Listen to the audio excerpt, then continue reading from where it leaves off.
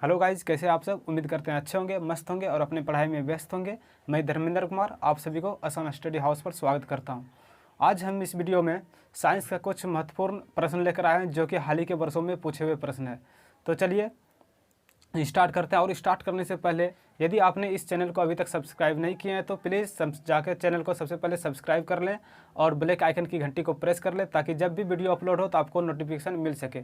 तो चलिए क्वेश्चन को स्टार्ट करते हैं। ठीक है, देखिए सबसे पहला प्रश्न है, आधुनिक आवर्त सारणी में उपधातुएं हैं, यानी कि उपधातुओं की संख्या कितनी है आपको ये बताना है। आपका ऑप्शन है ए 7, ऑप्शन बी 5, ऑप्शन सी 4 या फिर ऑप्शन डी 6।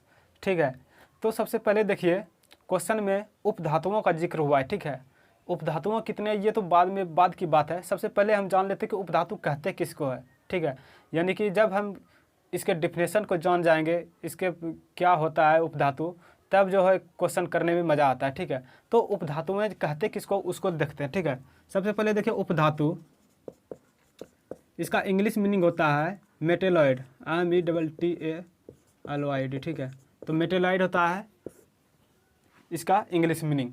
तो उपधातु कहते किसको है, देखिए जो तत्व धातु और अधातु दोनों के गुणों को प्रदर्शित करता है उसे उपधातु कहते हैं। ठीक है, जो तत्व धातु और अधातु यानी कि दोनों के गुणों को यह प्रदर्शित करता है तो उसे उपधातु कहेंगे। ठीक है, और जैसे कि नाम से ही पता चलता है कि यानी धातु और अधातु दोनों के बीच की कड़ी होगी। ठीक है, और इसकी स्थिति की बात किया जाए, स्थिति यानी कि आवर्त सारणी में इसे उपधातु को कहाँ पर रखा गया है, तो ये रखा गया है धातु और अधातु के मध्य रखा गया है। धातु और अधातु के मध्य में रखा गया है।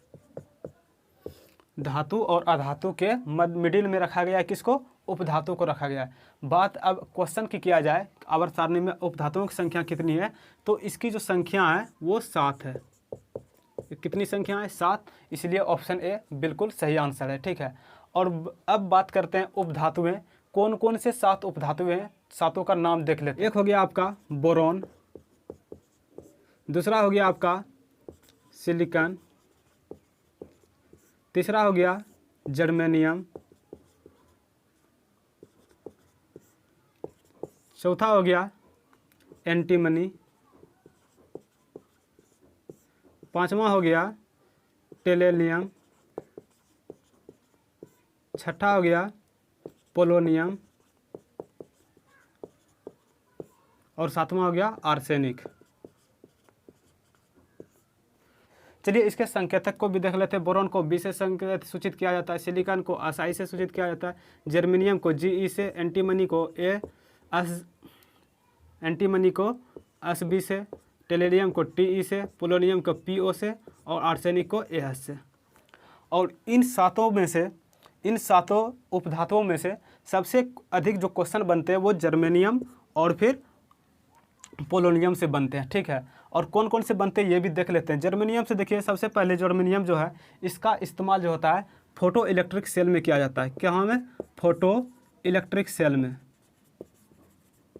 फोटो इलेक्ट्रिक सेल में जर्मेनियम का प्रयोग किया जाता है। एक जगह और किया जाता है, वो है ट्रांजिस्टर बनाने में। कहाँ? ट्रांजिस्टर बनाने में। शायद आपको पता होगा, मालूम होगा कि ट्रांजिस्टर बनाने में भी जर्मेनियम का उपयोग किया जाता है। ठीक है, एक और क्वेश्चन अभी इम्पोर्टेंट बताया था मैंने, पोलोनियम। पोलोनियम जो है वर्ल्ड में सर्वाधिक मात्रा में जिसका जो समस्थानिक पाया जाने वाला तत्व होता है वो पोलोनियम है। यानी कि सर्वाधिक समस्थानिकों वाला तत्व कौन सा है, तो वो पोलोनियम है। सर्वाधिक समस्थानिकों वाला तत्व,